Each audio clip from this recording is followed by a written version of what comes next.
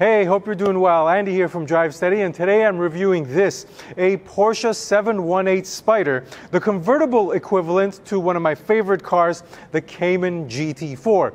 But let's put the Cayman aside for a minute because I'm really excited to see what this Spyder version is all about, and even more so because this is equipped with a 6-speed manual transmission. So let's get started with this review of the Porsche 718 Spyder.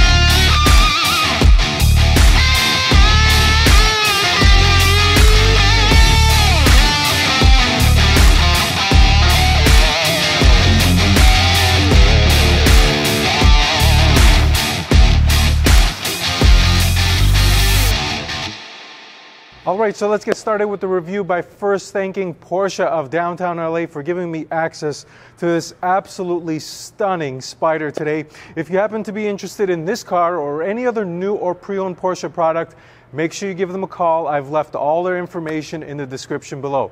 Now, let's get started off with the looks and this Spyder.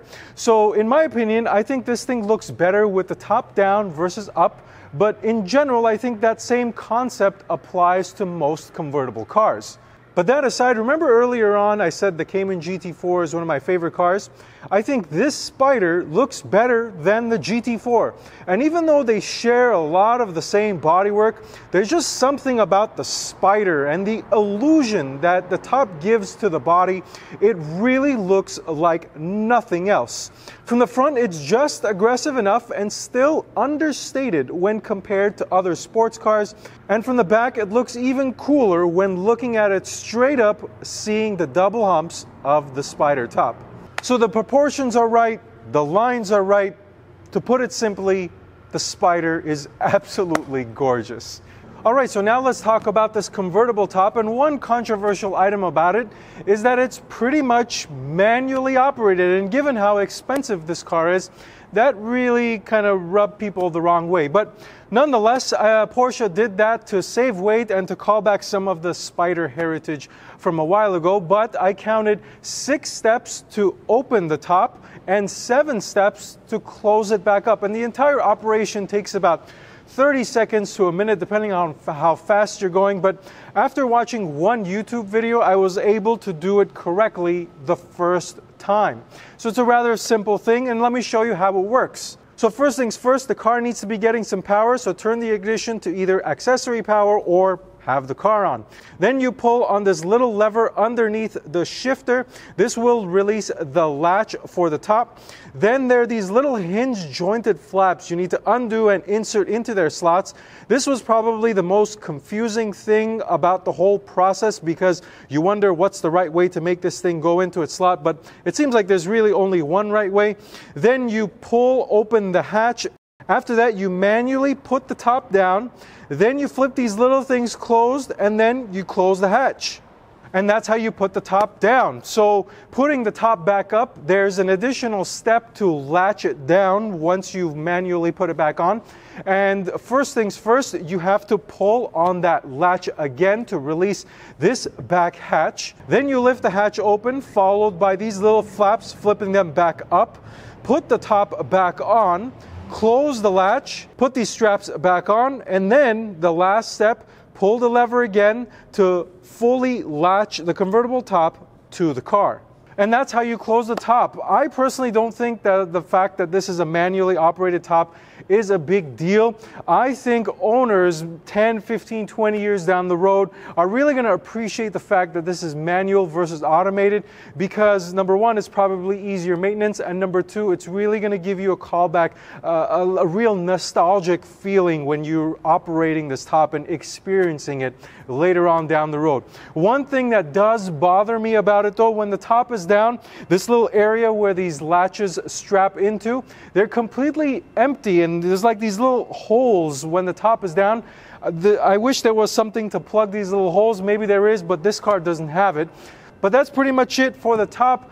Now let me give you some of the engine details very quickly, and then I'll let you hear the exhaust. All right, so let's talk about the engine now, and this magnificent unit is familiar by now, but just a quick rundown of the details. It is a 4-liter naturally aspirated boxer 6-cylinder, which is mid-engine mounted, and it produces 414 horsepower and 309 pounds-feet of torque with a 8,000 RPM redline.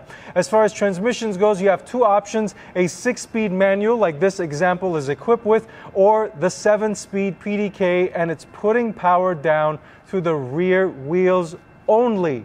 Now, this is not the same 4-liter found in the GT3s. It's actually a bored and stroked version of the 3-liter found in the 992, 911 Carreras.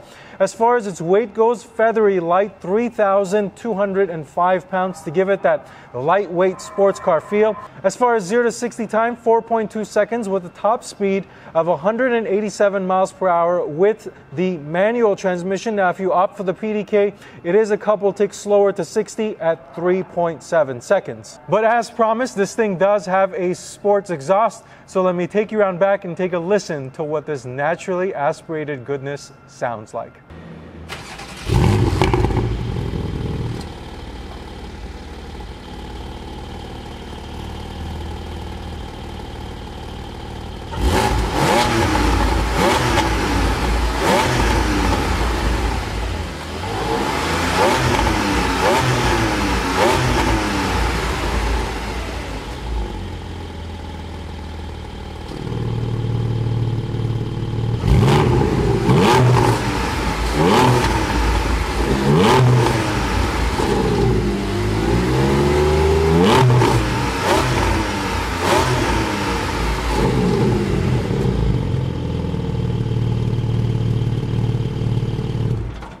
All right, so now the interior of the Spyder, and I'm not going to spend a lot of time here, just some quick overview items, but the spec of this car is actually perfect. With the silver paint on the exterior, the black interior, it's got deviated red stitching all over it, and it does have the leather steering wheel and the leather shift knob. And the reason why I bring this up is because in the Spyder trim level, you get a bunch of Alcantara. You see it on the seat, you see it on the door panel, and some of the lower dash here, and you also would have gotten it on the steering wheel, but I personally don't like it in high touch points because it really starts to wear, and if you're going to own these things for a long period of time, Alcantara or sway, for the lack of a better term, really starts to get beat up.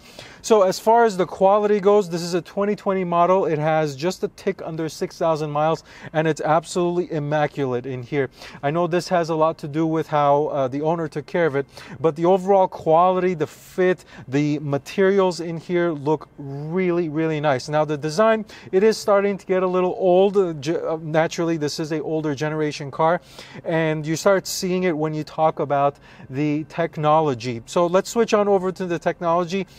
There's 2 screens in here. There's a little 4-inch screen here in the gauge cluster. Then you've got another screen here. This is a 7-inch screen for your infotainment system. It is extremely simple to use, very function driven. The only reason it's there is because it had to be here for 2020. You can't have a car, a $100,000 car, and not have a screen in there to give it some information. The widgets are really simple, easily laid out, nothing complicated about this thing. Obviously, technology is the first thing to start to show its age when cars get older, and it's no different here. You see a whole bunch of buttons when nowadays in newer Porsche products with newer PCM systems, you have a bunch of touch screens and basically the elimination of all buttons. This thing does have wired Apple CarPlay, no Android Auto. Those are being put into the newer versions of CPM, both as wireless. As far as the seat goes, you did get a 2-way sports seat, but whoever spec'd this decided to go with the 18-way seats, and they're fantastic. As far as storage goes, you have 9.4 cubic feet of space when you combine both the front and the rear hatch space. As far as charging goes, somewhat inadequate because you only have one USB Type A outlet here in the center compartment. Otherwise, that's pretty much it on the interior. Now let's move to the driving portion of the review and see what this thing feels like behind the wheel. All right, so now the driving portion of the 718 Spyder, and as always, this is what the key looks like. I always like it when the key is body match colored. Even though it's a plastic material, still gives it a nice flair to a rather underwhelming key. Now, let's go ahead and turn this thing on. Why am I putting the key there? Foot on the brake, clutch in, ignition on the left. You actually have to put the key in there. Don't start, stop here. And it fires up really nicely. The exhaust note in the 4-liter is fantastic. So red seat belts, these are optional, and I believe the sticker price of this car was $134,000. So it's a pretty loaded car, considering I believe these stickered at right around $100,000.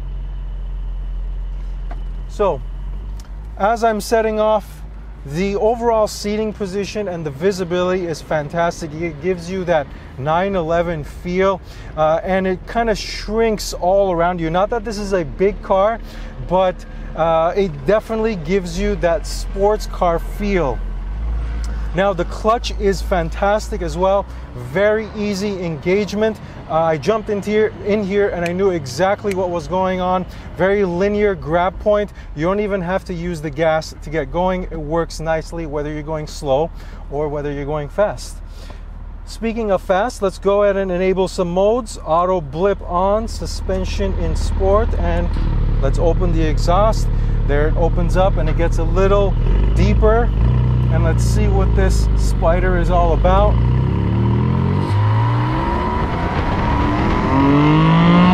Oh, the exhaust note.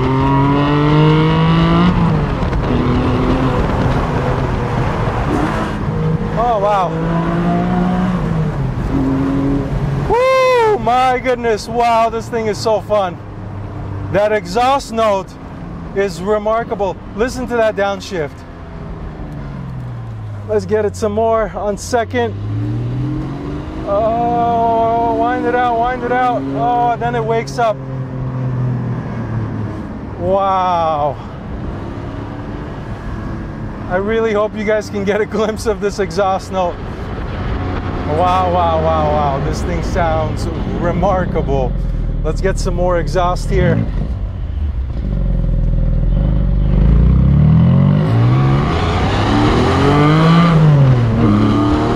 As it bounces off the buildings. Wow, really, really nice. Woo!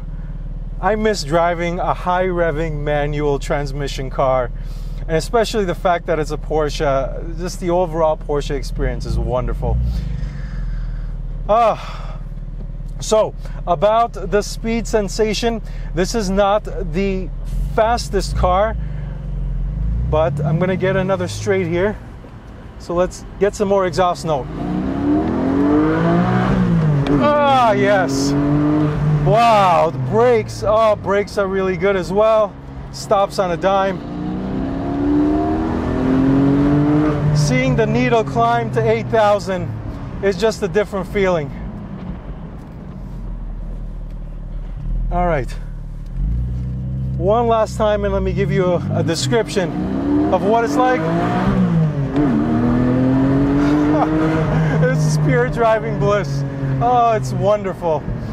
Okay, as I was saying, the overall speed sensation is not the fastest. This thing is not going to blow your head off with a bunch of acceleration. It uses the overall driving experience with the exhaust note, the engine note coming out behind you, and the shifter. The whole engagement is what gives you the speed sensation. It is not the fastest accelerating car, but still wonderful as far as the speed experience. Now, a couple things that I noticed about this car. Number one, the exhaust note is quite tame under the 4,000 RPM range. Even when you have the exhaust enabled, it's still quite tame. I wish there was a little bit more in it as a stock exhaust right under the 4,000 RPM range. And then the second thing, and this is more commonly known, the gearing is way too tall. At the top of second, you're already going extremely fast, way too fast. So it has long legs. I wish it had some shorter gearing, but nonetheless, that's just something that somewhat takes a little bit away from having the manual transmission and being able to shift as much as possible, at least.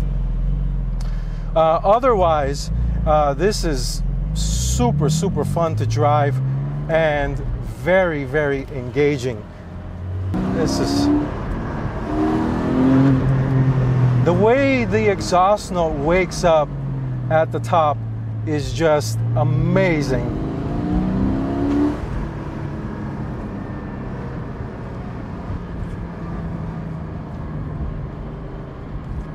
Okay, so now the rest of it, let's talk about the brakes. So the brakes are very good as a steel brake, and having driven many carbon ceramic equipped cars, the steel brake is more than adequate. The shifter is also fantastic. The thing I love about it is that it has a dedicated auto blip button. So I don't have to go messing around with modes and whatnot, even though this car doesn't have any modes. But in other 911s, you have to be in Sport Plus and you can't turn the auto blip off and all these things. So just having a dedicated auto blip button is something that I appreciate greatly in this 718 Spyder. Now, let's talk about the suspension and the steering. Starting off with the steering, it's great as well. It's not too heavy and it's not too light. It's just the right amount of weight. It also loads up very nicely when you're taking corners, so a really nice weight in this steering wheel. And the overall feel itself is also pretty good, decent. And then the suspension. The suspension is actually very compliant as well. It has two modes, so normal and sport. When I put it in sport, I don't really notice that drastic of a change as far as stiffness goes. It is a little bit stiffer, but driving it in normal or in sport is totally fine on a daily basis. Normal is obviously better, but sport is something that you can probably get by using as well. Now, what about a daily driver? So as far as the conveniences and the interaction with the infotainment system, there are no shortcut keys on the steering wheel. So you have to use the old method of pushing buttons and whatnot in order to interact with your infotainment system. So that's not that big of a deal, just something I noticed. And then from a comfort standpoint and just being able to daily this thing. So if you're somebody who likes driving manual transmissions on a daily basis and can deal with the overall sports car feel that you get in this two-seater, this suspension is more than compliant enough to be able to drive on a daily basis, as I said, whether you're in normal or whether you're in sport. So this is quite an experience. I remember driving the GT4, and that had a PDK transmission in it. This is actually the first 4-liter Porsche that I've driven with a manual transmission. All of them have had PDK, and let me tell you, pairing the manual with the engine note behind you and the 4-liter grunt and the wail that you get, it's truly worth the price of entry, and it is a fantastic driving experience. As I said earlier on, driving a high revving car with a manual transmission is